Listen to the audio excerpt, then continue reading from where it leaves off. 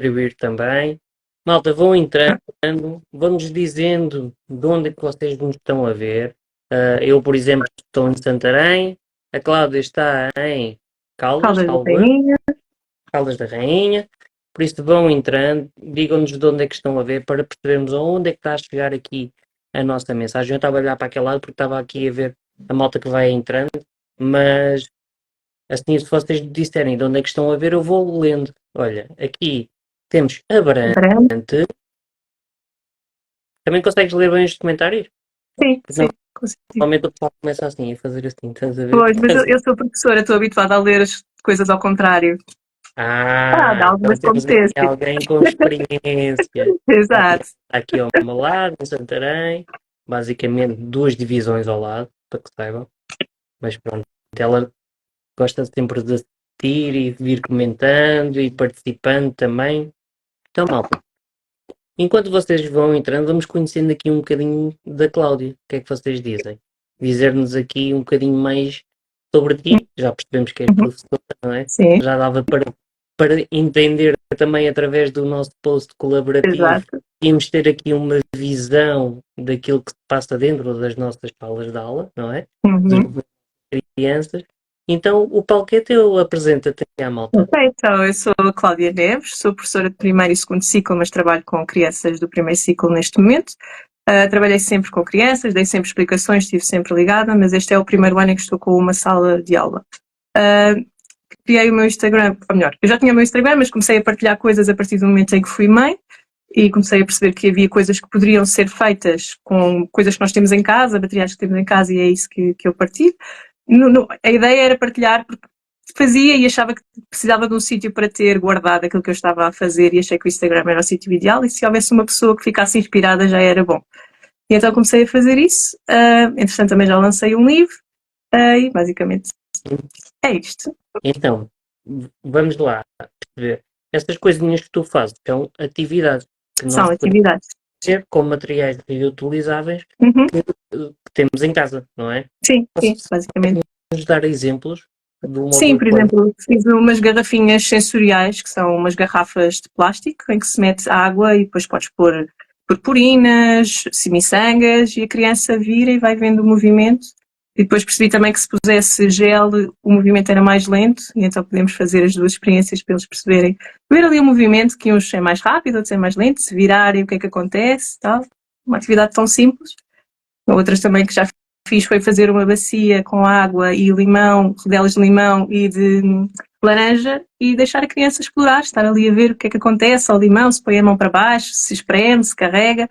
Entretanto, nesse ano o meu filho achou mais giro ir lá para dentro. Mas tudo bem, faz Olha, parte. aqui a Ariana diz que nós vamos praticar essas experiências cá em casa, então, pronto, É, faz parte. a mensagem já chegou a este lado e já temos aqui alguém a Boa. tomar nota para praticarmos com, com a Mar, que entretanto vem a caminho. Exato, exato. Entretanto, também falaste que és autora de um livro. Queres-nos Sim. falar um bocadinho sobre ele? Sim, não tenho aqui. Tá, aqui então, o meu livro tem o título Queixas Sem Fim, Aprender a Ter Gratidão. É um livro muito simples, mas com uma mensagem muito direta, que é explicar às crianças o que é a gratidão. Esta história surgiu durante a pandemia, porque estava aquela fase em que todos sabemos como é que foi, não é? Mas estávamos todos à espera de saber o número de mortes, o número de doentes, e chegou a um ponto que eu estava a entrar num clima muito negativo, eu estava sempre a pensar naquilo, isto não vai ficar bem, não vai correr bem, e comecei a perceber que, não, eu tenho que parar, porque senão vou ficar louca, não dá. E foi aí que eu comecei a praticar a gratidão eu própria, ou seja, chegar ao final do dia e, não, calma, está tudo bem, ok, isto há pessoas que estão a morrer, é triste, mas eu estou bem, a minha família está bem, eu vou ter que pensar assim dia a dia. E então surgiu esta ideia de eu tenho que partilhar este sentimento que de facto funciona e que faz bem às pessoas. E então achei, como eu adoro crianças e trabalho com crianças, achei que fazia sentido começar por elas, porque elas são os futuros adultos, e se começarem, quanto mais cedo começarem a praticar, adultos melhores serão no futuro, não é? E então surgiu esta história, e a história no final tem 3 exercícios de como praticar a gratidão, portanto os pais podem fazer com os meninos, e então se chegar a uma criança, se chegar a um adulto, tanto melhor, não é? Ainda é melhor. Sem Portanto, foi dúvida. assim Olha, que e muitos surgiu. parabéns Obrigada. por a tua iniciativa. És uma agente de mudança e sabes disso. Um, e sabes que numa sociedade em que se vê menos as pessoas a serem ingratas, se nós podemos contribuir por isso, e malta que está aqui a assistir à live, contactem aqui a Cláudia, ofereçam o livrinho dela às crianças. Como ela disse muito bem, é através das crianças que nós temos a possibilidade de mudar o nosso amanhã. Uhum. Então, se nós queremos uma sociedade diferente do que a que temos que preservá-la e também instruí-la de uma forma melhor, e é aqui que entra a nossa educação. Exato. E a É educação fundamental. A educação é a base de uma sociedade. Acho que uma educação melhor faz uma sociedade mais desenvolvida e mais capaz. Eles vão ser o futuro, daqui a uns anos são eles que nós estamos a eleger para o Parlamento, não é? Portanto, as ideias que nós cultivarmos agora são as ideias que estarão no futuro nas eleições, e que se nós não os prepararmos para esse futuro, o que é que vai ser de nós todos, não é? A educação toca-nos a todos. E acho que aí temos todos, enquanto sociedade, um papel fundamental em escolhermos boas escolas e em querermos boas escolas para os nossos filhos, não é? E a exigirmos boas escolas com boa educação. Acho que aí todos ganhamos com isto, não é? Todos ganhamos com uma boa é educação. notório que alguma coisa tem de mudar, não é verdade? Um país que nós já assistimos 3 vezes ir à bancarrota, Uhum. é óbvio que temos de instruir melhor os nossos filhos, os nossos alunos, as nossas crianças, para que alguma coisa mude e que o futuro, a médio e longo prazo, seja diferente do que aquele que estamos a assistir ultimamente.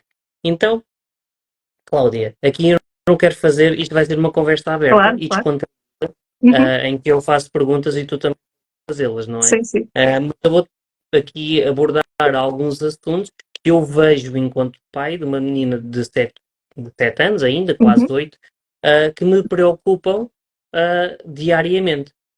Posso partilhar que ainda há pouco falei com a Lara via chamada, que ela está aí nas Caldas da Rainha com a mãe, e ela assim, de formato muito apressado, e mesmo agora fazer os trabalhos de casa.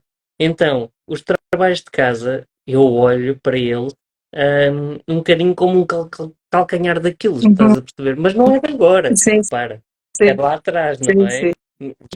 Já em criança, eu lembro-me de fazer os trabalhos de casa o máximo que eu pudesse antes de chegar a casa.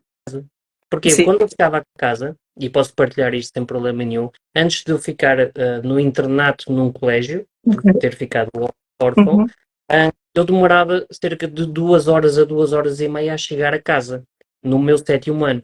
Então, durante o trabalho, os trabalhos eram realizados aqui nos transportes públicos, no metro, no autocarro, na carreira, antes de chegar a casa. Uhum. Porque eu sempre tive a percepção de que quando eu chegar a casa, eu tenho uma rotina, eu tenho que tomar banho, eu tenho que jantar, eu tenho que me deitar, porque amanhã, às 6h20, eu vou ter que me levantar para Exato. repetir tudo outra vez. Então, é uma resistência que eu já tive desde muito novo. E percebo, pelo feedback que vou tendo também da Lara e daquilo que vou assistindo aqui nos fins de semana com ela, em que eu adorava ter o fim de semana todo para estar com ela, para partilhar as coisas entre pai e filha, e não tenho porque existe uma imensidão de trabalhos de casa para fazer. Posso dizer que, média, estamos a falar de 4, e entretanto isto bloqueou. Estamos aqui bloqueados. 1, 2, experiência, 1, 2. Malta, digam-me lá, se vocês estão a ouvir, não estão, bloqueou para todos? Agora já estou a ouvir-te. Ok. Desculpa, estava a dizer. Aqui, programas em direto estão assim, não é? Claro, Tem falha. tem saltos, claro. Então, olha, estava a partilhar contigo que, por norma, estão entre 4 a 5 fazeres de casa que ela traz. E isto deixa-me um pouco preocupado. Uhum. Qual é que é o Sim, feedback na ótica de professora sobre isto? Ela, no caso, está no segundo ano, eu não partilhei contigo. na escola onde eu trabalho, nós não, por política, não mandamos trabalhos de casa durante a semana, só ao fim de semana. E a minha política é mandar o mínimo, porque acho que o trabalho na escola é para ser feito na escola, do mesmo modo que nós, quando trabalhamos no nosso local de trabalho, em princípio, não é? Essa a ideia, não é trazer trabalho para casa. E aquilo que eu normalmente faço é, à sexta-feira, à hora da tarde, temos apoio ao estudo e eu dou-lhes a ficha, que é para o trabalho de casa, que normalmente é uma coisa muito simples. O que tenho feito é uma ficha, como eles estão no primeiro ano, estão a começar a aprender a ler, portanto têm que praticar muita leitura. Será um texto de um lado e depois do outro lado tem palavras cruzadas, ou uma sopa de letras, ou uma coisa assim. E eu dou-lhes essa ficha à sexta-feira e eles fazem na sala. Eu digo, o que é o trabalho de casa? Era essa ficha, olha, já está feito. Pronto. Agora têm só que ler. E na segunda-feira lemos todos o texto que praticaram, portanto só treinarem a leitura. E é isso que eu faço, porque acho que na escola eles já têm tempo para fazer. Se houver uma boa gestão, acho que há tempo para tudo. E eles precisam mesmo de brincar, as crianças precisam mesmo de tempo para serem crianças. Nós temos uma sociedade cada vez mais carregada, sobrecarregada, e estamos a educar as nossas crianças de que é normal trazer trabalho para casa, é normal estar horas em casa a trabalhar, quando deveriam ter tempo para brincar, porque este é o tempo de brincar. Elas vão ter anos e anos de ser adulto, e têm muito mais anos para ser adulto do que têm para ser criança. Portanto, deixemos-las brincar. Não é porque vão fazer mais 2 horas em casa que elas vão ser melhores academicamente. Só que se brincarem, se calhar vão ser muito melhores na escola. Vão estar mais calmas, mais descontraídas, tiveram tempo para fazer aquilo que queriam, não estão ali estressadas e a pensar o que eu podia estar a fazer e não estou, mas estou aqui na escola. Acho que há tempo para tudo e o tempo de casa é tempo para estar relaxado, com calma. E na escola voltamos na segunda-feira e há mais trabalho. E é um ano inteiro, um ano letivo inteiro para trabalhar. Não tem que ser tudo a correr. E os programas agora estão muito melhores, porque houve uma altura com o Nuno Crato que estavam extensíssimos e aí era mesmo difícil. Aí eu percebo que era mesmo difícil porque os programas eram muito longos. Mas agora não, já foram ajustados e há tempo para tudo. Claro que às vezes nós, professores, achamos sempre, se eles fizessem isto dava-nos um certo jeito, não é? Porque queremos fazer as coisas. Mas temos que ser, é o nosso trabalho, essa é que é a nossa função, é conseguir fazer tudo quando estamos com eles, não é? Eu acho que estás a tocar no ponto que eu vejo que é o desafio, que é as pautas quinzenais, não é? Em que temos que saber onde é que vamos na matéria, e quando percebemos que estamos muito atrás com os outros colegas, há aqui uma tendência a acelerar e muitas vezes de conteúdo que não se consegue dar em sala de aula também passa depois para trabalho de casa. E assim vamos cumprindo aqui pautas e conteúdos programáticos. E eu vejo que, tal e qual como no trabalho, como tu disseste há pouco e muito bem, existe uma lei que eu dei-me ao trabalho de ir pesquisar qual é que é, e agora já te sei dizer qual é, que é a Lei 7 de 2009, de 12 de fevereiro, que é o artigo 169, número 1, que ela diz o seguinte: quando, deixa-me só passar aqui a nota, diz aqui, fora do período laboral, o trabalhador tem o direito de desligar os sistemas de comunicação de serviço com a entidade empregadora e de não atender as solicitações desta. Exceção é só motivos de força maior, claro. Mas se no trabalho, que é para isso que estamos a preparar as nossas crianças, existe uma lei que protege que não prolonguemos o trabalho para as nossas casas, eu acho que aqui de alguma forma é importante alertar o ensino, no geral, não é? Que as crianças fora da escola também precisam de estar com a família, principalmente nesta situação de ser monoparental, de estar com a família, brincar, fazer outras coisas, respeitar atividades desportivas, até outro tipo de atividades lúdicas para qual a criança tem aptidão. Eu acho que é muito importante respeitarmos o tempo dela, porque vai haver trabalhos de faculdade, trabalhos de secundária que vão requerer mais horas e trabalhos de grupo. Claro, é o normal, há uma evolução, não é, do trabalho aí, mas agora... Esse não me faz sentido nenhum. E parece que está no primeiro ano da universidade e já está assim atolada de trabalho e faz uma certa confusão. Mas tu, na ótica de produtora, também sentes outros desafios dentro da sala de aula. Queres partilhar connosco alguns deles? Sim, há muitos desafios dentro da sala. O primeiro é porque são crianças todas elas diferentes e o primeiro desafio é conseguir ajustar a educação e o ensino e a forma como estamos a ensinar é todas essas crianças e conseguir chegar a todas. Esse é o principal desafio de um professor, é conseguir que todos aprendam, sendo que todos são diferentes, todos têm formas de aprender diferentes e aí é que está o segredo de ser professor, é conseguir ajustar o ensino e fazer com que todos aprendam, sendo que são todos diferentes. Mas claro que há coisas que podem ser feitas em casa e que vão ajudar. Nós temos crianças que, se estiverem bem, estiverem dormidas, estiverem bem alimentadas, estiverem felizes, são crianças que estão mais predispostas a aprender, a ouvir. Se tivermos crianças cansadas porque não dormiram o suficiente, e todos nós já experimentámos isto, um dia que estamos mais cansados ou não conseguimos assimilar as coisas, isso é só o natural, não é?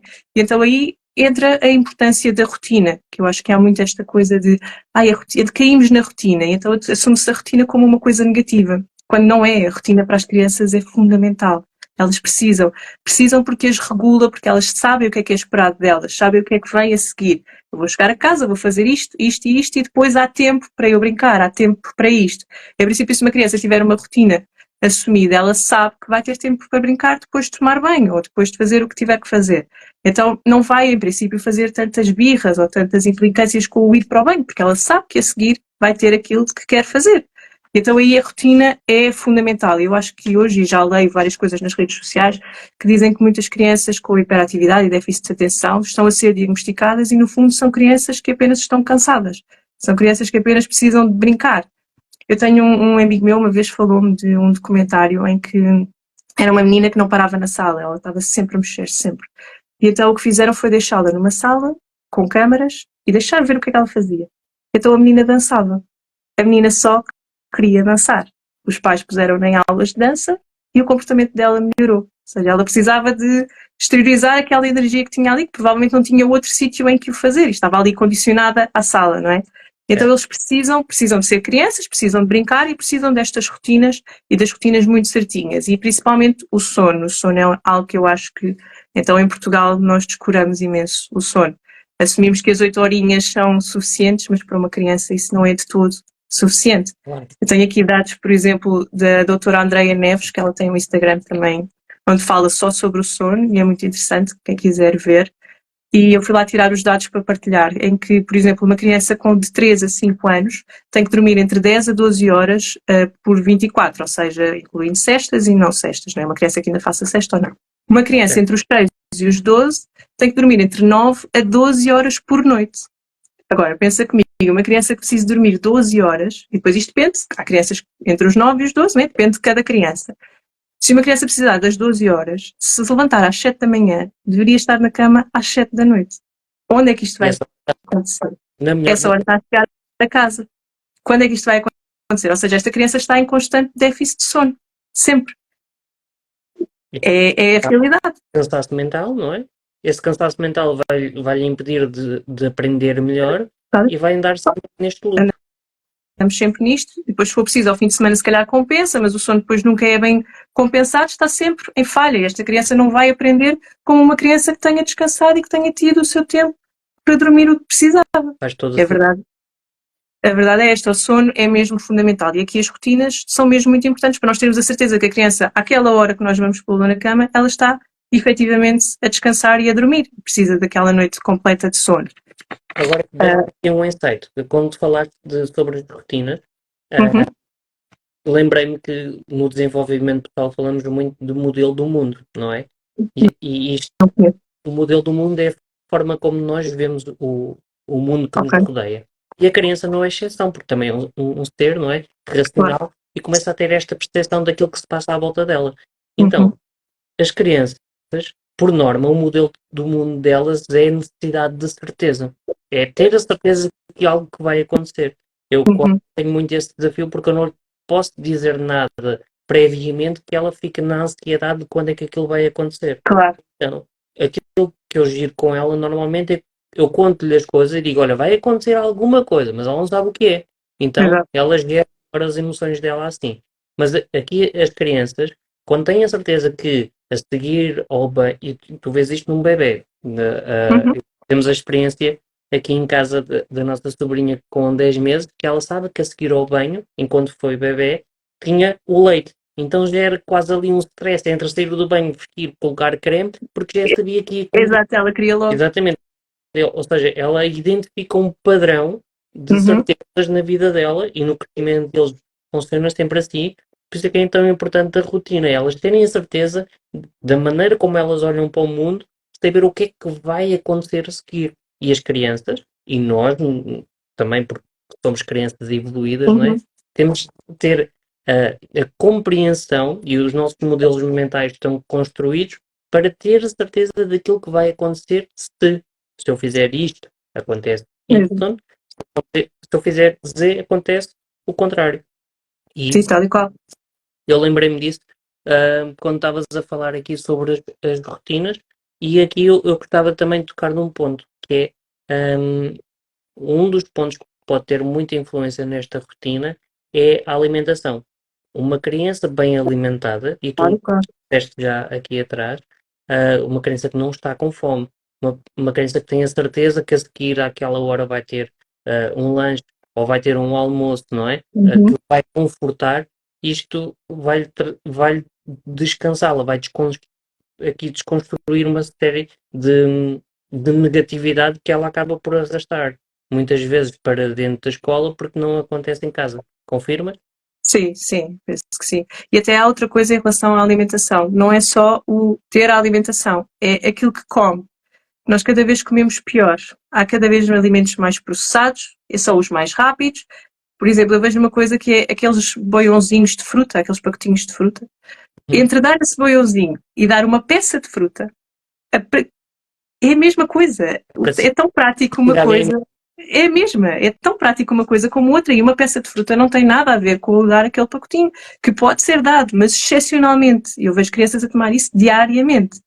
E há outra coisa em relação à alimentação que também não é tida em conta e que eu acho que não há ainda tanta informação sobre, que é, por exemplo, se uma criança se recusar a comer todo um grupo alimentar, e nós conhecemos todos a roda dos alimentos, não é? Se uma criança se recusar a comer todo um grupo dos legumes, não come nenhum, não come ou não come nenhuma fruta, ou os dois, isto é um caso de restrição alimentar e que precisa de ser avaliado por especialistas. Já existem especialistas em restrição alimentar e isto é um caso que precisa mesmo de uma avaliação, precisa de um trabalho contínuo, provavelmente com psicólogos, com nutricionistas, e há crianças com estes problemas e que estão a chegar à escola e que não estão a ser feitas as coisas. E é óbvio que uma criança, se não come os legumes todos ou não come as frutas todas, vai ter déficit de nutrientes e minerais e vitaminas, porque não está a comer. Nós temos que ter uma alimentação variada, não é? E chegar a tudo. E é aí que está o completo, não é? A vida é o equilíbrio disto tudo, não é? E então, se uma criança está sem comer, obviamente também não vai ter rendimento escolar, também não vai ter capacidade de aprender. E, E este é um ponto também muito e os importante. professores, quando detectam isto, têm forma de intervir ou não? Não, aquilo que nós podemos fazer e aquilo que fazemos é falar com os pais, não é? E pedir que eles procurem ajuda especializada para este caso. Nós fazemos aquilo que podemos na cantina da escola, não é? Há estratégias que podem ser aplicadas, criar ali uma motivação, não é? Olha, se comeres, vamos fazer, por exemplo, uma casinha e vais ganhando pontos ou vais ganhando coisas e tal. Mas lá está, o trabalho tem que ser feito casa-escola. Não é a escola sozinha que consegue fazer tudo e não é em casa sozinho que conseguem fazer tudo. O trabalho com uma criança tem que ser contínuo e a ligação casa-escola é fundamental. Não há milagres só na escola e não há milagres só em casa. Isso não existe. Era exatamente aí que eu ia pegar. Que quando a escola identifica e comunica aos pais, o que é que normalmente acontece? Esta comunicação com os pais é fácil, e eu sei que tu não estás a lecionar em Caldas de Rainha, tu estás a lecionar em Lisboa, onde a diversidade certamente é muito maior do que em Caldas, principalmente de culturas. Os pais preocupam-se com estas coisas ou única e exclusivamente estão preocupados com as notas dos filhos e com aquilo que eles aprendem na escola? Eu acho que há tudo, depois depende dos pais, e acho que há tudo em todo o lado. Há pais, obviamente, que estão mais preocupados com o nível académico, há outros que estão preocupados com tudo, mas lá está, estes que estão preocupados com tudo provavelmente não são as crianças que não têm este tipo de situações, porque eles estão preocupados e já estão a antecipar este tipo de situações e as crianças não chegam ao extremo de restrição alimentar ou de estar em déficit alimentar ou não ter comido, porque eles estão atentos e estão preocupados com isto. Normalmente isto se calhar acontece, não vou dizer generalizar, mas provavelmente acontece em pais que não estão tão alerta e não estão tão preocupados. E depois aí depende se o professor alerta e eles, ok, de facto isto está a acontecer e há aqui qualquer coisa, vamos procurar ajuda e vamos melhorar. E há outros que se calhar não, isto aqui depende depois da família e das pessoas e como estão emocionalmente e financeiramente, provavelmente também, para poderem ajudar ou não os filhos, e isto hoje em dia está cada vez pior e o ir procurar especialistas é uma despesa extra. Certo. é verdade, não dá para evitarmos a isto e, portanto, cada família depois gere como pode e faz o que pode, não é? Mas aqui nós não podemos fazer nada, a escola faz o seu papel de avisar e de alertar, mas depois a coisa daqui não podemos fazer mais. Sim, eu entendo isso, que é um bocadinho, têm o trabalho um bocadinho limitado e já chegam a tanto lado, não é? Não conseguem chegar a tudo. E eu acho que o facto de poderem despertar um pouco a consciência dos pais já é o mais que suficiente para que eles possam mudar algo, tiverem essa possibilidade, como disseste, e muito bem.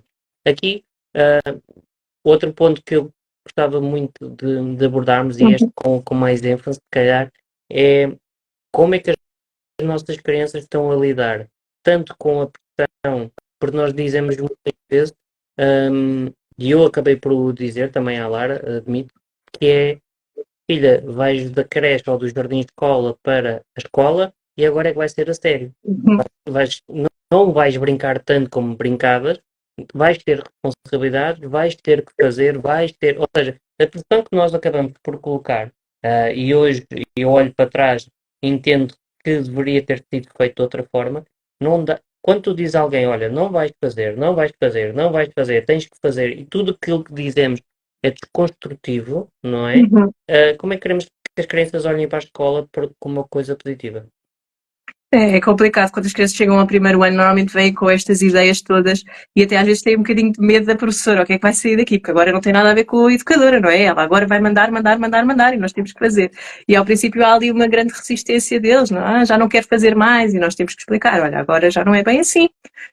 Mas claro que o papel do professor também é ir ajustando e perceber que eles são pequeninos e ir ajustando ali o trabalho que vai fazendo. Claro que não chegam ao primeiro ano e de repente já estão sentados à secretária a fazer fichas e fichas e fichas. Isso também não é produtivo, não é? Há muita forma de ensinar sem ser sentados numa secretária a trabalhar. Há imensas atividades ao ar livre que também se podem fazer, no recreio, jogos, contar histórias. Tudo é possível dentro de uma sala de aula e aí cabe ao professor dinamizar a sua aula, não é? De forma a que não seja também esta obrigatoriedade de estar e não seja aborrecido, não é? Porque também aborrecido ninguém aprende, não é? E nós, para adultos, também já passámos por isso, já estivemos todos em salas de aula e sabemos como é que é estar do outro lado, não é? E acho que aí também cabe ao professor, e é esse também o grande papel do professor e o grande desafio, é dinamizar as aulas, não é? Não é só porque a matéria, se formos ver um primeiro ciclo, se calhar qualquer pessoa conseguiria lecionar, mas isto de pensar como é que eu vou chegar às crianças sem ser esta obrigatoriedade, é que é o trabalho do professor, não é? O desafio. E aqui também entra muito a questão de eles quererem aprender, ou seja, nós temos que levar a criança a perceber que ela quer saber aquilo. Não somos nós que vamos chegar, hoje vamos aprender isto. Não pode funcionar assim. Tem que ser, por exemplo, imagina, falámos de peixe, então onde é que andam os peixes? Andam na água. Vocês sabiam que a água tem um ciclo? E eles, um ciclo? Como assim? Bom, querem saber mais sobre isso? Vamos procurar, vamos ver. Que ciclo é este? O que é que acontece? E de repente já são eles que me estão a perguntar. Mas que ciclo? Como é que isto acontece? E de repente já são eles que estão a querer saber, não sou eu que estou a chegar e a dizer hoje vamos dar o ciclo da água. Sou eu que está a partir deles, são eles que me estão a perguntar, mas como é que é isso? Como assim? Que ciclo da água é esse? E então já estamos a fazer este trabalho ao contrário, não é? De serem eles a quererem perceber e quererem saber mais sobre o assunto. E acho que é aqui que está a magia. O trabalho do professor. E a magia toda é serem eles, levá-los a serem eles a quererem saber e não sermos nós a impor. Aí é que está. E os meninos de primeiro ano, eu acredito que sejam os mais desafiantes, porque tu estás a introduzir aquilo que é a escola, não é? Já tiveste meninos a adormecer, a fazer uma cestinha? Tenho um aluno sim que já me adormeceu, mas aí tem a ver mesmo com más rotinas e más rotinas de sono. Não, acho eu que não era com as minhas aulas serem aborrecidas. Mas sempre assim.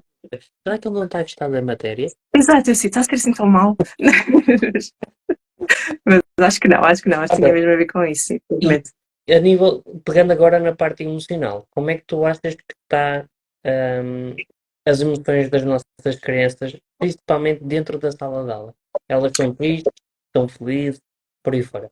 Eu acho que a maioria das crianças são crianças felizes. Por norma, acho que as crianças são felizes, não é? Há muita coisa também nas crianças que nós temos que perceber, por exemplo, a frustração. Nenhuma criança consegue gerir a frustração. E acho que é importante os adultos perceberem isto, que a frustração essa parte do cérebro só vai ficar desenvolvida aos 25 anos. Portanto, uma criança não sabe lidar com a frustração, nem provavelmente vai saber tão depressa. E até muitos adultos não sabem ainda, não é? Mas nós temos isso, não é? Muitos de nós fazemos birra, não é? Aquela coisa quando nos chateamos e atiramos coisas ao chão ou batemos no volante do carro, isto é uma birra, não é? Não estamos a saber lidar com aquela situação. E então percebemos que o cérebro da criança não está ainda desenvolvido e elas vão levar ainda o seu tempo a perceber estas coisas. E, portanto, é desafiante. Elas têm muitos sentimentos e muito rápido e alguns são mais explosivos do que outros. E aqui é o desafio também de lidar com estes sentimentos, não é? São um número de crianças dentro de uma sala, 20, 25, os que forem, e de repente estamos ali com crianças todas elas diferentes e depois também têm emoções, porque naquele dia lhes aconteceu alguma coisa que não correu bem e eles estão mais nervosos, estão mais sensíveis, não é? Também nos cabe a nós lidar com isto. Uma das estratégias que eu uso quando vejo assim uma criança mais frustrada, mais angustiada ou o que for, é vou dar-lhes hipóteses. Ok, estás assim, o que é que queres fazer? Queres ir ao recreio dar uma corrida e depois voltas? Queres ir à casa de banho, molhar a cara e depois voltas? Dou sempre a hipótese de sair e vou dando várias hipóteses para a criança perceber como é que quer lidar com aquilo que está a acontecer. Uma das coisas que eu também tenho na sala de aula e que resulta muito bem é o cantinho da calma.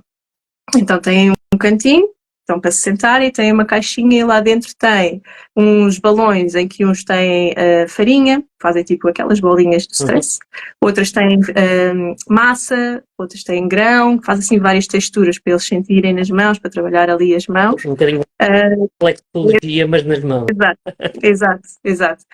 Depois têm também umas imagens para eles fazerem exercícios de respiração, ou seja, tem por exemplo um arco-íris, então enquanto fazem com o dedo para cima inspiram e depois para o outro lado expiram, para se conseguirem regular e autorregular. E é engraçado que quando eu pus isto pensei, se calhar agora eles vão todos querer ir para lá. Mas não, eles perceberam muito bem a ideia e só quando precisam mesmo é que dizem, ok, posso ir ao cantinho da calma? Okay, vai. E eles vão, sentam-se, acalmam-se e voltam e continuam a trabalhar onde estavam. Ou seja, isto funcionou muito bem, eles perceberam mesmo muito bem a ideia, portanto, professores podem usar à vontade, que não vai acontecer eles acharem que podem ir para lá brincar. Eles percebem mesmo a seriedade da coisa. Outra coisa que eu também faço para que não haja estes momentos de frustração e quando estão irritados ou assim, é o tempo da aula é muito grande para crianças pequeninas. Então divido a aula a meio.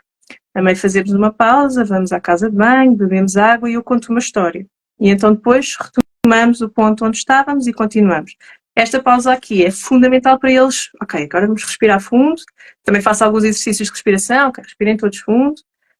Calma, vamos calmos. Okay, vamos continuar. Para corrigir a postura. Sim, e as mãos, quando eles começam a trabalhar muito, a escrever, eles não estão habituados. E ok, exercícios com as mãos, fechar e abrir. Faço alguns com eles também para eles lidarem e conseguirem perceber que aquilo também não é calma, vamos respirar fundo, vamos nos acalmar e lidarem com aquelas emoções todas que eles estão a sentir e que é normal quando chega um exercício que eles não conseguem fazer, ficarem, eu não sei fazer isto, ficarem frustrados, irritados. São sentimentos que são normais a toda a gente e, portanto, é perceberem é que não faz mal terem esses sentimentos, é normal, mas há formas de lidarem com eles, vamos trabalhar com eles e vamos aceitar, lidar e continuar a partir daqui.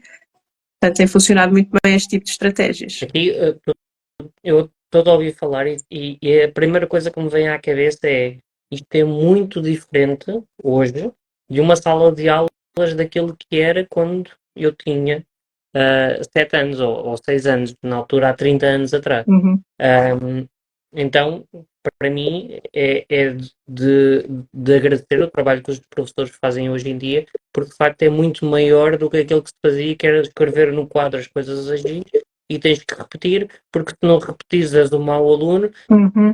Para qualquer ser humano, ainda para mais para crianças, estamos aqui a ferir aquilo que é a autoestima deles, e tu estás a dizer, tu és bom, boa, tu és mau, não vales nada, não é? Isso é... Desculpa interromper-te. E aquilo que nós dizemos às crianças, os adultos têm que perceber que o adulto somos nós e aquilo que nós dizemos às crianças fica lá gravado. Se tu disseres tu és mau aluno, aquela criança vai assumir eu sou mau aluno, ponto.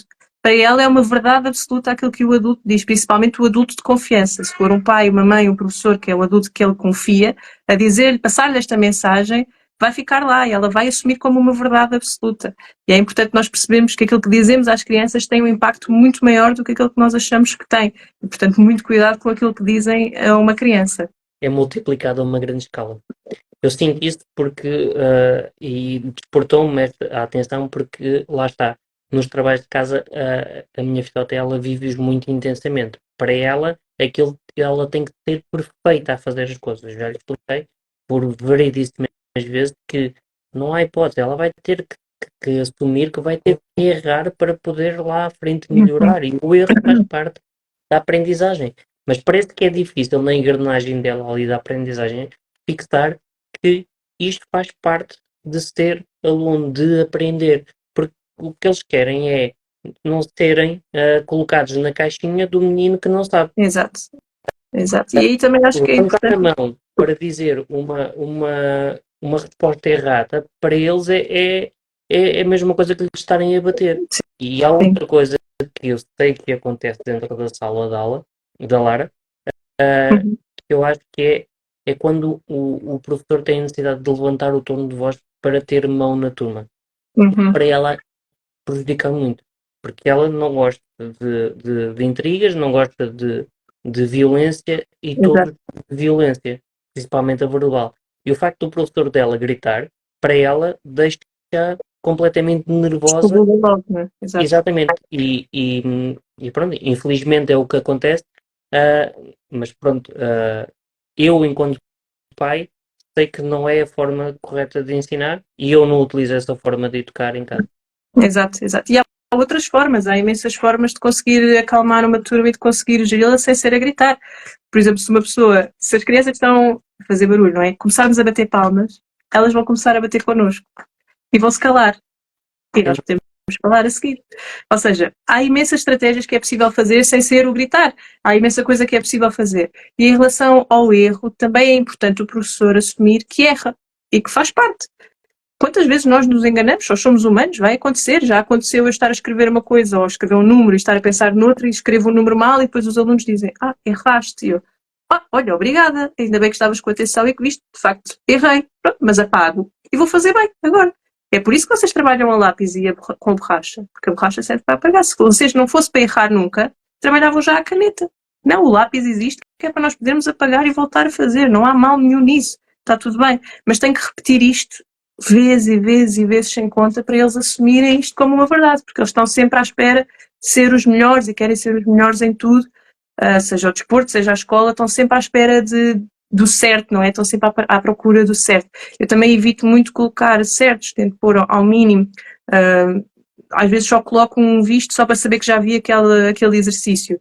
Mas no início eu não colocava nada, estive mesmo meses e meses e meses sem corrigir nada com certos ou errados, porque acho que não traz vantagem nenhuma para eles estarem ali a ver um X em cima e nunca ponho X, ou seja, ponho que está certo, se não está eu deixo ou apago, é para pensar melhor, nunca coloco uma cruz, porque acho que não há benefício nenhum e inclusive tenho uma experiência com isso, e não uso nunca caneta vermelha, porque acho que a caneta vermelha é assim uma cor muito forte e negativa.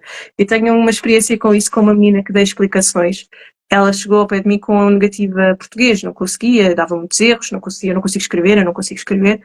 E ok, mas o que é que se passa aqui? Trabalhei muito com ela, a gramática, o português, como é que se escreve, textos, não sei o quê, até ao dia em que ela me chegou com o teste e nós estávamos a ver a ficha, não é? E chegamos ao final ao texto e ela diz a frase, uau, tanto vermelho, eu erro tanto, dou tantos erros. E percebi, ok, se calhar é este o problema. E então fiz com ela o exercício de vamos escrever um texto e eu corrigi o texto a lápis, ou seja, sublinhava a palavra que ela tinha escrito mal. E ela foi corrigir no próprio exercício, ou seja, apagava a palavra que tinha escrito mal e escrevia bem, ou seja, apagava aquilo que eu tinha sublinhado. Quando ela chegou ao fim, eu não dei erros nenhum. Deste, mas corrigiste. E olha só, eu consigo escrever. Esta aluna acabou com 4 o ano. A única coisa que nós fizemos foi dar-lhe confiança, foi ela perceber que afinal conseguia. E muitas vezes, quando as crianças não aprendem, é falta de confiança. Nas explicações, então, vê-se isto. A falta de confiança é uma coisa enorme. E tenho outra menina que estou a trabalhar agora, que ela chega, na última sessão com ela fartou-se de chorar porque a professora tinha dito que ela era trapalhona. E aquilo para ela foi uma violência, uma coisa horrorosa.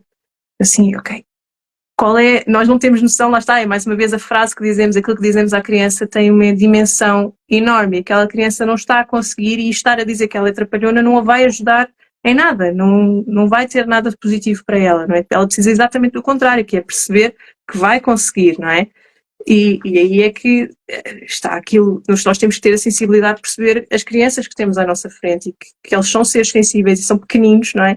E que nós estamos a formá-los e eles não têm noção destas coisas. Nós precisamos ter muito cuidado como falamos e como agimos com as crianças, com este público. Estavas a dizer, e eu recordo-me à versão que eu tinha à caneta vermelha da professora.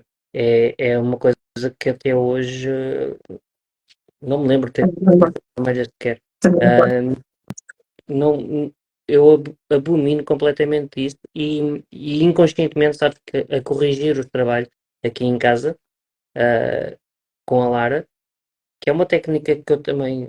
É uma coisa que eu não concordo muito, porque acredito que os trabalhos são dela e que ela é que tem a responsabilidade de os fazer. E se ela errou, ela tem que ir com os trabalhos errados para a escola, para ser o professor a perceber o que é que ela não está a perceber e poder trabalhar com ela.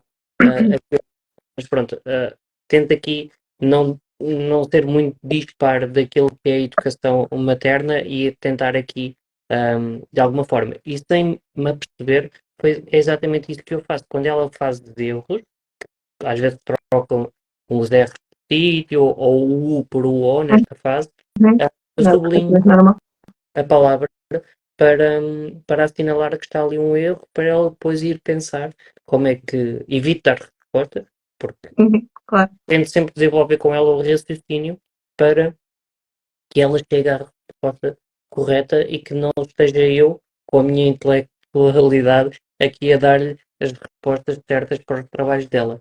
E eu Claro. acho que passa muito por aí, porque eu acredito que, e já partilhei contigo, o modelo nórdico em que permite ter as crianças sentadas em várias ilhas, também lhes permite a partilha de conhecimento e inclusive os professores lá eles promovem essa mesma partilha de conhecimento e de ensinamento entre eles. Quando perguntam alguma coisa ao professor, eles próprios dizem, já perguntaste ao teu colega do lado? Ou seja, promovem aqui uma socialização. Primeiro, aprenderes a ensinar, que é quando aprendes de uma forma diferente, não é? Fixas muito melhor aquilo que estás Claro. a aprender para também poderes ensinar aos teus colegas que não sabem. E também promoves um ato social, que é admitir que não sabes e também, Perante um par, que é sempre mais difícil. que é difícil, não é? E também dar-te o poder, ou seja, a vulnerabilidade de perguntar e dizer que não sabes. Porque, imagina, na minha altura, quando estávamos todos sentados em filinha, não é? Não podes falar com o vizinho da frente, de trás, dos lados. E tens que pôr o dedo no ar para dizer Para que não falar. sabes.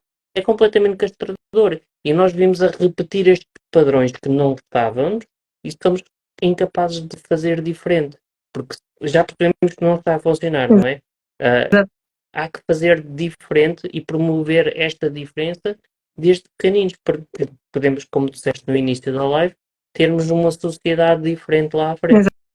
Exatamente, eu acho que é fundamental eles perceberem que estão todos no mesmo barco e que uns sabem mais de uma coisa, outros vão saber mais de outra. Inclusive, os meus alunos já chegam à sala e dizem: olha, tu sabias que, quando aprendem alguma coisa no fim de semana e vêm perguntar, tu sabias, ou seja, eles têm noção que eu não tenho que saber tudo, porque eu já lhes mostrei isso, eu não vou saber tudo e tu vais saber coisas que eu não sei e é bom nós partilharmos para eu aprender e tu aprenderes. Isto é uma partilha.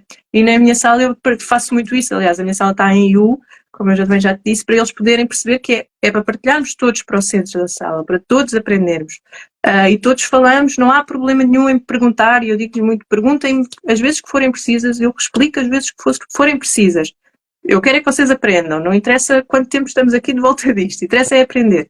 Mas antes de me perguntarem, perguntem ao vosso colega, às vezes são coisas simples como estão a fazer umas palavras cruzadas e não sabem o que é aquela imagem. O que é que custa perguntar ao colega, se o colega já me veio perguntar e já sabe? Perguntem ao vosso colega. Eu digo sempre, já perguntaste ao teu colega do lado? Ah, não, então pergunta que ele sabe. E o exercício também de, quando um já consegue, porque há sempre uns que são mais rápidos, porque já perceberam o exercício, porque já perceberam como é que aquilo faz, a fazer ok, agora já terminaste, vais ajudar os teus colegas que estão com dificuldade. E faço-os trabalhar muito a paz para eles fazerem colaborações. E depois dizer-lhes, não é dar a resposta, é fazer explicar como é que se faz. Já percebeste como é que eu faço? E se for preciso, explico-lhe como é que ele tem que fazer. Chegas lá e dizes isto, e ele tem que dizer isto, tem que chegar lá. O colega é que tem que perceber, não é dizer a resposta, é como é que fizeste. E eles conseguem fazer este exercício e é muito engraçado vê-los a trabalharem em conjunto para tentar que os colegas cheguem ao mesmo. E só avançamos quando estamos todos no mesmo patamar. Ver? Vamos embora. É excelente, porque isso a nível intelectual e retira-se aqui muito da pressão que é aprender em conjunto. Porque nós temos sempre a tendência, infelizmente, e cada vez mais, que é de nos comparar. É que ele sabe, eu não sei. Ele é bom, eu sou mau. Ele lê, eu não leio. Exato. Não é? Então, se nós temos esta consciência e cada vez vai ser mais presente na nossa sociedade que isto existe, esta dor existe, é trabalharmos em conjunto, todos, pais, professores, para que as crianças sintam cada vez menos isto. O que eu acho que não contribui nada para isto também é as avaliações, não é? O ter que existir um momento de ficha de avaliação. Eu acho que no primeiro ciclo não faz qualquer tipo de sentido e eu tento tirar o máximo de seriedade à coisa. É mais uma ficha só que vocês vão fazer. Porque o professor está com eles diariamente, não é aquela ficha que vai determinar se o aluno sabe ou não sabe. Eu sei o que é que os meus alunos sabem, não é aquele momento. Ele naquele dia pode ter dormido pouco, pode estar mal disposto, pode estar com uma dor de barriga e naquele dia não vai saber, mas eu sei que aquele aluno sabe fazer aquilo, porque eu estou com ele diariamente, portanto não é aquela ficha que vai ser determinante para ele saber ou não. E acho que os momentos de avaliação num primeiro ciclo não fazem sentido e então tento ao máximo tirar dali a seriedade da coisa, porque não faz sentido eles irem sequer nervosos para aquele momento. Eu nem lhes digo quando é que é. Chegam e olhem, hoje vamos fazer aquela ficha que eu depois não vos dou e que fica para os pais verem. Pronto, hoje fazemos essa. E eles, ok, tudo bem, e já encaram aquilo como, não é mais uma ficha que vão fazer, não encaram aquilo, mas esta competição de então, e que nota é que eu tive, e quanto é que foi, e o que é que o outro teve, para quê, não é? Vem deles ou vem de casa? Perguntar, então, o que é que fizeste hoje na escola? E que nota tiveste? Exato. É sempre aquela pergunta, não é? Tiveste boas notas? Às vezes eles nem sabem notas, que é isso? Mas estamos sempre à procura, quando perguntamos, é sempre, não é estás a gostar, não é está a ser divertido, é sempre as notas, estão a correr bem. Vou partilhar contigo, antes de entrar na parte das avaliações, vou partilhar contigo uma frase que eu troquei completamente o sentido a ela quando percebi que a resposta seria automática. É, como é que foi a escola hoje? E a resposta era assim, foi boa, tal e qual. Então eu passei a perguntar, então qual foi a coisa mais divertida que fizeste na escola hoje? Tal e qual. O que é que aprendeste de novo hoje? E às vezes aquilo leva, o almoço então é uma coisa que lhes passa, não sei se o período do almoço antecede a brincadeira, se é esse o motivo, mas aquilo passa-lhes assim. O que é que almoçaram? Nunca sabem. Acho que era carne. Sopa. Era sopa. Não, sopa é todos os dias. Exato. Então, e a fruta era o quê? Mas pronto, a minha filha também é gêmeos, né? Eu acho que isso contribui qualquer coisa para Então, pronto. a memória. Mesmo mal. Eu também. Avaliações. Há uma outra coisa que a mim me deixa em panos, que é no primeiro ciclo fazerem provas de aflição. Com que sentido? O que é que mudou dessas provas de aflição? O que é aplicado realmente nas escolas? Para que é que servem na realidade? É para cumprir calendário? Tecnicamente elas são para o governo perceber se a educação está a funcionar ou não, não é? Aquilo que eu falo com os professores que há mais anos aqui, eles dizem que pode ter tido algum efeito eles terem ajustado melhor o ensino, porque como saíam coisas nas provas de aflição, eles terem ajustado melhor o seu ensino. Mas será que era preciso desta forma? Será que umas formações, outra forma de passar a informação aos professores não teria sido mais útil do que pôr as crianças à prova, não é? Principalmente o segundo ano, quer dizer, nem sequer é um fecho de ciclo, não sequer é ali nada, não faz sentido, eu acho que as provas de aflição não fazem qualquer tipo de sentido, ainda por cima agora com provas de aflição a artes, quer dizer, estamos a ver o quê aqui? Não percebo, acho que não fazem sentido. Vamos ver o que é que este governo agora faz, porque isto depois também é política, não é? Nós ficamos sempre na dúvida, entra um novo governo e as coisas podem mudar ou não. Num ponto que eu acho que é, se nós queremos ver alguma mudança, não é cada vez que muda a página, e entende-se muda a página como muda de governo, que temos que alterar as coisas. Acho que devia haver um plano. Uhum. Acho eu que não percebo nada de política, atenção. Não sou uma pessoa que esteja politicamente correto e atento àquilo que está a acontecer, porque vou lá, faço a minha parte e está feito. Não avalio aquilo que o melhor programa traz e que eu acho que vai de encontro às minhas ideologias e voto. Porque de resto, eu sinceramente, eu acho que mudam as marionetas, mas o circo continua a mesma coisa. Uhum. É a opinião que eu tenho e vale o que vale também. Mas eu acho que devia haver um acordo entre todos os partidos, entre todo o governo e toda a Assembleia, em que vamos criar um modelo, ok? Ou vamos definir qual é o modelo. E durante meio século não vamos mexer nisto. A questão é também Meio século que está se não em tiver. uma Sim. centena de anos, ou meia centena de anos. Pá, e não vamos mudar, vamos cumprir para percebermos que realmente está a trazer efeito, não é? Porque, para já, e tu sabes também quanto eu, estamos a continuar a investir num ensino que nos prepara para irmos trabalhar, não é? Uhum. Do que se ensinava há 20, 30 anos atrás, que era para alimentar as fábricas e para dar competências às pessoas para irem para o trabalho. E depois começámos aqui a formar, continuamos muito naquela escassez figurada de algumas profissões, como a medicina, etc., em que basta que as universidades abram mais vagas aos cursos e assim temos mais médicos, Exato. não priorizamos assim algumas cadeias, não é? E se calhar não temos a subvalorização de algumas profissões. Também é o que é, e lutar contra um sistema assim, acabamos por ser nós os negacionistas Exato. e vemos que está tudo mal e nada está bom. Eu também não vou um bocadinho por aí, mas é a realidade que temos. Eu acho que também mais do que decidirmos que é um sistema assim, é falar com os professores. Não são políticos fechados num gabinete que vão perceber como é que funciona a educação dentro das salas de aula. Se for preciso, eles nem nunca foram professores dentro de uma sala de aula com crianças pequeninas. Portanto, eles nem sabem o que é que está a acontecer, nem sabem como é que funciona. Portanto, eles deveriam ouvir, de facto, quem está no terreno para perceberem o que é que está a acontecer e o que é preciso ser feito e o que é preciso mudar e como é que isto pode funcionar melhor, não é? Acho que isto é geral a todas as áreas, não é? Os militares a mesma coisa, os polícias dirão a mesma coisa. Portanto, acho que é preciso é ouvir quem está no sítio. Exato, e quem percebe o que é que está a acontecer, não é? Não é? E tu sentes que há pessoas que, ou pais no caso, que acham que vão para a escola e tentam ensinar os professores a serem professores, não é? Sim. Está tudo mal aqui e vocês não sabem Sim, ensinar e sim. Claro que há sempre esses pais, infelizmente. Felizmente não são a maioria, não é? Há quem ainda respeite a classe, mas há cada vez menos respeito pelos professores, não é? Isso, na minha escola onde eu trabalho, felizmente não noto tanto, mas ouvimos cada vez mais nas notícias um desrespeito enorme pelos professores e que a violência dos pais para com os professores aumenta, quer dizer, já não tem aquele... Também não acho que eu tinha que ligo ter um esse exagero. ponto, eu ligo esse ponto depois quando chegamos ao secundário e vemos os alunos a faltarem respeito aos professores. Ou seja, Exato, é cíclico, não é? Se eu ouvi o exato, meu pai na primeira a tratar mal a minha professora, que eu respeito, não é? E a dizer que ela não sabe nada, que ela não sabe ensinar e que aquela escola não vale nada, se calhar se eu tiver essa atitude no meu ciclo seguinte, se calhar eu também vou ser como o meu pai, ou como a minha mãe, que é isso que eu quero, não é?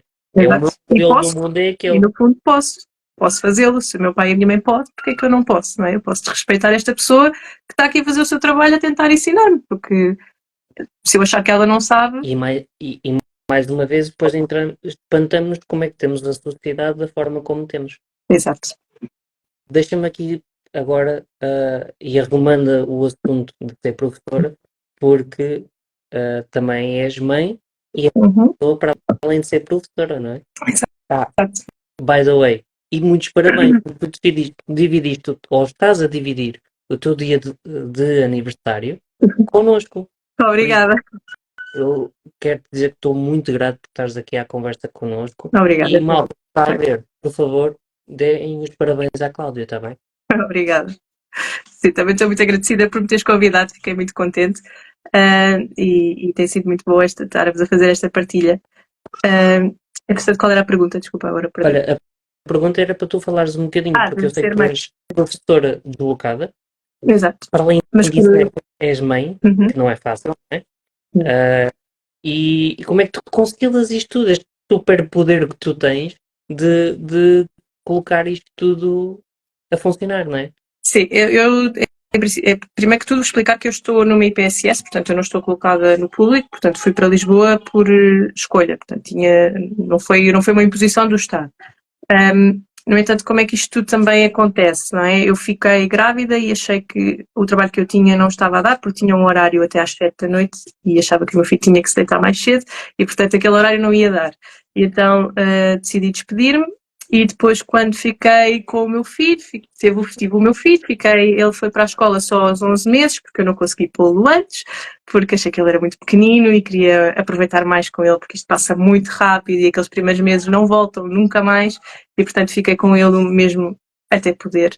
E depois surgiu esta hipótese de ir para Lisboa, que só é possível porque eu tenho uma boa rede de apoio, tenho um marido incrível, tenho a minha mãe que também me ajuda imenso e, portanto, sem rede de apoio eu nunca conseguiria. Portanto, sou muito grata por os ter e por eles poderem fazer o meu papel quando eu não posso. Mas depois é uma gestão enorme, não é? Ser mãe e deixar o meu filho é sempre um sentimento de culpa muito grande. Eu acho que as mães passam muito por isto, não é? Porque nós queremos fazer tudo, queremos ser boas profissionais e quando estamos no nosso local de trabalho queremos estar lá a dar tudo, mas depois queremos ser boas mães, queremos estar com os nossos filhos o tempo todo e não dá. Portanto, este sentimento de culpa de que achar que nunca estou a fazer tudo a 100% e nunca estou a fazer o meu melhor, mas estou, e acho que aqui a questão é nós percebemos que quando estamos com os nossos filhos temos que estar a 100. Ou seja, não é estar, a quantidade de tempo não. Exatamente, ou seja, quando estamos com eles, estarmos efetivamente com eles e estarmos com o telefone de lado, o meu telefone fica sempre na entrada de casa, não passa para dentro, e quando estou com o meu filho, eu estou com ele a 100%. E com este horário consigo chegar a casa por volta das 5h30, o que é uma boa hora, não é? Nós também temos as rotinas ajustadas a isto tudo, portanto, somos pessoas que jantamos às 7 para o nosso filho às 8, 8h30 estar a dormir, portanto, ajustamos toda a nossa vida para ele, não é? Ajustamos a nossa vida a esta criança. E aqui o sentimento de culpa é constante, não é? É sempre. Acho que também a sociedade nos faz isto de nós temos que ser perfeitas em tudo, as mulheres, não é? Acho que não sei se os homens passam por isto também, não vou dizer que não, mas. Emocionais, diria eu, e não são mais racionais. E conseguem dividir o cérebro deles em bloquinhos para encaixar lá as peças que são necessárias e saber que a família é este bloquinho, o trabalho é aquele Exato, bloquinho, e é mais fácil para nós desligar a ficha quando saímos do emprego. exato. A mulher tem a capacidade de pensar em 31 mil coisas ao mesmo tempo E e fazer logo aí listas e listas, listas e listas e listas listas e e listas, é para fazer listas, exatamente, a vida é uma lista, no caso. bastante sempre, coisas para fazer. Mas sim, é um sentimento complicado, mas eu acho também que aquilo que se vê hoje, felizmente, as redes sociais também estão a permitir isto, que é nós falarmos a verdade. Tenho de interromper porque o Samuel deu aqui os parabéns ao teu marido. Sim. Ele merece, ele de facto merece, que apoia-me a 100% e disse sempre vai, eu trato do que for preciso. Portanto, porque isto também é o ter ido para Lisboa e ter tido esta vontade de ir seguir aquilo que eu gosto mesmo de fazer, porque eu gosto mesmo de ensinar e é aquilo em que eu me sinto feliz e realizada, também é uma lição para o meu filho, para ele perceber que tem que lutar por aquilo que gosta, por aquilo que acredita, mesmo que isso implique fazer 1 hora de caminho por dia, ele tem que ir à luta, não é? E isto é aquilo que eu também lhe quero passar. E eu fiquei a pensar, ok, eu vou desistir e vou estar aqui a fazer uma coisa que eu não gosto. É isto que eu quero ensinar ao meu filho? Ou eu vou-lhe ensinar que ele tem que ir à luta e tem que ir procurar seguir os seus sonhos e fazer aquilo de que gosta, não é? E então foi aqui este peso de, ok, é isto que eu gosto, então é por aqui que é o caminho. Vai custar um bocadinho agora ao início, eu vou ter que ir e vir, mas é isto que eu gosto. E quando estou na sala de aula eu sinto-me mesmo feliz e realizada. E acho que depois também sou melhor mãe, estando feliz e realizada a fazer uma coisa de que eu gosto. Eu chego a casa feliz e contente e ainda assim consigo amamentá-lo e ainda mantenho a amamentação. Portanto, tudo está a conseguir fluir e está a correr muito bem, não é? Portanto, acho que Incrível. não... Acho que dá tempo para tudo e dá forma para tudo, desde que nós estejamos calmos e organizados e com amor também ajuda, tudo corre sempre melhor. Não, Uh, eu acho que a Cláudia dá-te parabéns 2 vezes.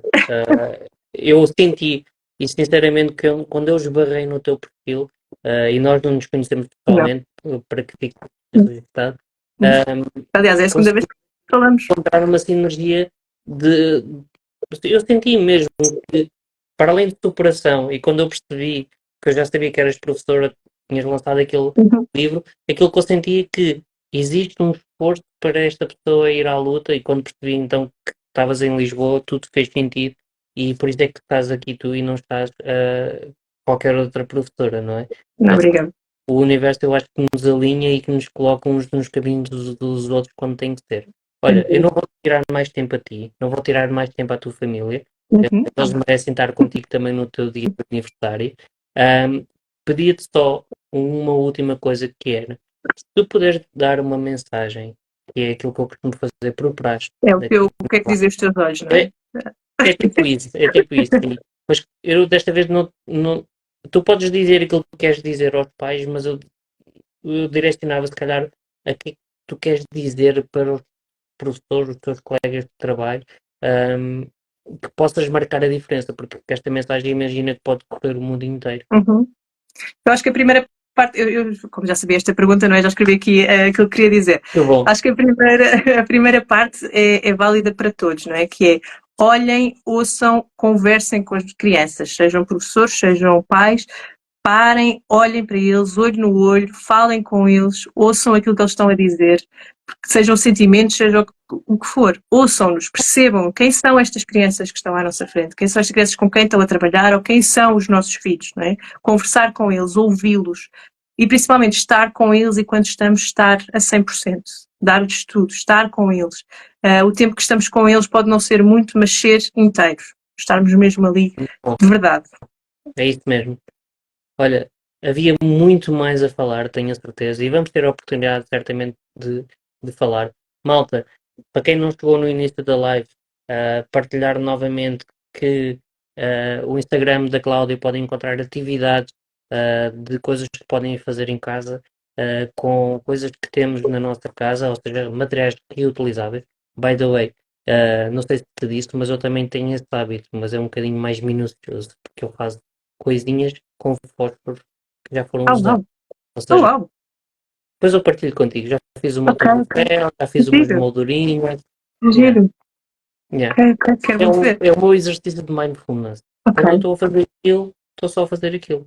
Exato. Não tem nada que interferir. Incrível. E Cláudia, malta, também lançou um livro que ajuda as nossas crianças a praticarem a gratidão.